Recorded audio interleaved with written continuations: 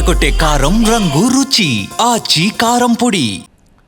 రాజకీయాల్లో ఎంట్రీ అంటే అంత ఈజీ అనుకుంటున్నారా? ప్రత్యక్ష పోరులో ఓ ప్రధాన పార్టీ నుంచి తలపడ్డం అంటే అంత సులభం అనుకుంటున్నారా? ఎంత పొలిటికల్ బ్యాక్గ్రౌండ్ ఉన్నా బ్యాడ్ టైం నడిస్తే మాత్రం ఏది కలిసి రాదంతే. తెలంగాణలో ఆ కాంగ్రెస్ యువనేత అష్టకష్టాలు పడుతున్న తీరు చూస్తుంటే, ఆరాటపడుతున్న తీరు చూస్తుంటే పాపం అది నిజమే అని అనిపించక మానదు. ఇప్పుడు ఆశలన్నీ కేంద్రం తీసుకునే ఆ నిర్ణయంపైనే పెట్టుకున్నారట నేత. ఇంతకీ ఎవర యువనేత, ఎందుకు అంతలా కష్టపడుతున్నారు?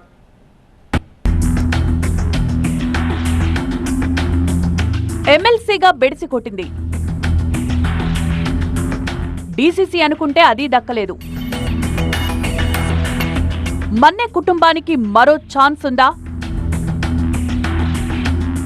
జీవన్ రెడ్డికి జీవన్మరణ సమస్యేనా? ముఖ్యమంత్రి రేవంత్ రెడ్డి సొంత జిల్లా ఉమ్మడి మహబూబ్ నగర్ లో రాజకీయంగా ప్రతి అంశం ఆసక్తి రేపుతోంది. అధికార పార్టీ నేతలు వేసే అడుగులు మరింత ప్రాధాన్యత సంతరించుకుంటున్నాయి. పొలిటికల్ సక్సెస్ కోసం ఉవ్విళ్లూరుతున్న మన్నే జీవన్ రెడ్డి గురించి కూడా ఇప్పుడు అలాంటి చర్చే జరుగుతోంది. ప్రత్యక్ష ఎన్నికల్లో గెలిచి నిలిచి సత్తా చాటాలని భావిస్తున్న ఆయనకు అస్సలు కాలం కలిసి రావడం లేదట. ఆ మధ్య ఖచ్చితంగా గెలుస్తామనుకుని ఎమ్మెల్సీగా పోటీ చేస్తే తీర్పు బెడిసికొట్టింది. ఇటీవల డీసీసీగా ప్రజల మధ్యకు వెళ్దామనుకుంటే కండిషన్స్ పేరుతో అధిష్టానం ఊహించని షాక్ ఇచ్చింది. దీంతో ఇప్పుడు కేంద్ర ప్రభుత్వం తీసుకోబోయే నియోజకవర్గాల పునర్విభజనపైనే గంపెడాసలు పెట్టుకున్నారట ఈ యువనేత. అలాగైనా అదృష్టం కలిసొస్తుందో లేదో తెలియక టెన్షన్ పడుతున్నట్టు తెలుస్తోంది. పాలమూరు జిల్లాలో మన్నే కుటుంబం అంటే తెలియని వారుండరంటే అతిశయోక్తి కాదు.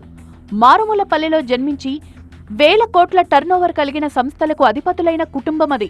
ఎంఎస్ఎం సంస్థల అధినేతగా ఫార్మా రంగంలో గుర్తింపు తెచ్చుకున్న మన్నె సత్యనారాయణ రెడ్డి కుటుంబం 2019లో రాజకీయాల వైపు మళ్లింది.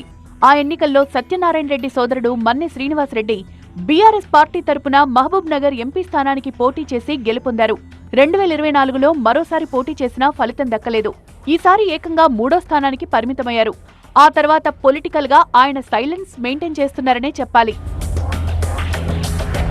చాన్నాళ్లుగా పొలిటికల్ అదృష్టాన్ని పరీక్షించుకోవాలని చూస్తున్న జీవన్ రెడ్డి ఇదే మన్నె కుటుంబానికి చెందిన వ్యక్తి కావడం ఇప్పుడు జిల్లా వర్గాల్లో చర్చనీయాంశమవుతోంది. మన్నె సత్యనారాయణ రెడ్డి మరో సోదరుడి కుమారుడైన మన్నె జీవన్ రెడ్డి రాజకీయాల్లో రాణించాలని చాన్నాళ్లుగా ఆసక్తి చూపిస్తున్నారు. కాకపోతే లక్కే కలిసి రావడం లేదట. తన బాబాయ్ శ్రీనివాసరెడ్డి ఎంపీగా ఉన్నప్పుడే పొలిటికల్ గా ప్లాట్ఫామ్ సిద్ధం చేసుకునేందుకు గట్టిగా ప్రయత్నాలు చేసిన జీవన్ రెడ్డి జడ్చర్ల, మహబూబ్ నగర్ వంటి నియోజకవర్గాల్లో ప్రత్యేకంగా క్యాడర్ను సైతం ఏర్పాటు చేసుకున్నారు. 2023 అసెంబ్లీ ఎన్నికల్లో పోటీ చేయాలని బలంగా భావించినప్పటికీ టికెట్, స్థానం విషయాల్లో స్పష్టత లేక బరిలోకి దిగలేదు.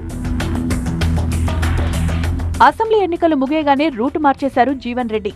బాబాయ్ మన్నె శ్రీనివాసరెడ్డి బీఆర్ఎస్ లో కొనసాగ్గా తాను మాత్రం అధికార కాంగ్రెస్ పార్టీలో చేరిపోయారు. కరెక్ట్గా అదే సమయంలో కల్వకుర్తి ఎమ్మెల్యేగా గెలిచిన కసిరెడ్డి నారాయణ రెడ్డి అప్పటికే స్థానిక సంస్థ కోటాలో తనకు దక్కిన ఎమ్మెల్సీ పదవికి రాజీనామా చేశారు. దీంతో ఆ ఎమ్మెల్సీ ఉప ఎన్నిక కోసం కాంగ్రెస్ పార్టీ అభ్యర్థిగా మన్నె జీవన్ రెడ్డి బరిలో దిగారు.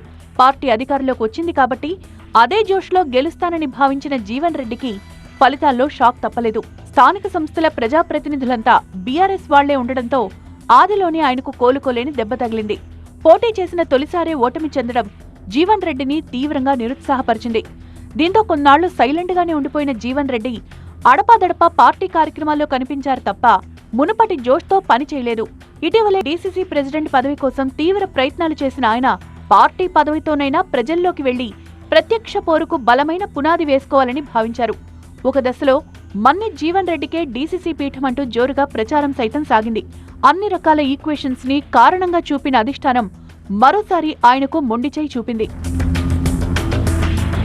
బలమైన ఆర్థిక స్థితి, అంతకు మించి పొలిటికల్ బ్యాక్గ్రౌండ్, ఆయన కాలం కలిసి రావడం లేదని మదనపడుతున్నారట ఈ యువనేత. పెద్దగా ఏ సపోర్టు లేని నాయకులు సైతం ఏదో ఒక పదవి దక్కించుకుని దూసుకు వెళ్తుంటే తన పరిస్థితి మాత్రం ఎక్కడ వేసిన గొంగళి అక్కడే అన్నట్లుగా మారిందని ఆవేదన చెందుతున్నారట. అయితే ఇవన్నీ కాదుగాని నియోజకవర్గాల పునర్విభజనతోనే తనకు మంచి అవకాశాలు దొరుకుతాయని భావిస్తున్నారట జీవన్ రెడ్డి. విభజన చట్టం ప్రకారం 2 తెలుగు రాష్ట్రాల్లో నియోజకవర్గాల సంఖ్య పెరిగే అవకాశముందని ప్రచారం జరుగుతున్న వేళ అదే అంశంపై ఆశలు పెట్టుకున్నారట ఈ మన్నెవారి వారసుడు. జిల్లాలో నియోజకవర్గాల పెంపు జరిగితే మహబూబ్ నగర్ రూరల్, అర్బన్ గా 2 స్థానాలు ఏర్పడే అవకాశం ఉండడంతో ఏదో ఒక చోట పోటీకి దిగొచ్చని లెక్కలేసుకుంటున్నారట జీవన్ రెడ్డి. ఈసారి ఇదే లక్ష్యంగా పెట్టుకుని ఖచ్చితంగా సాధించాలని బలంగా సిద్ధమవుతున్నారట.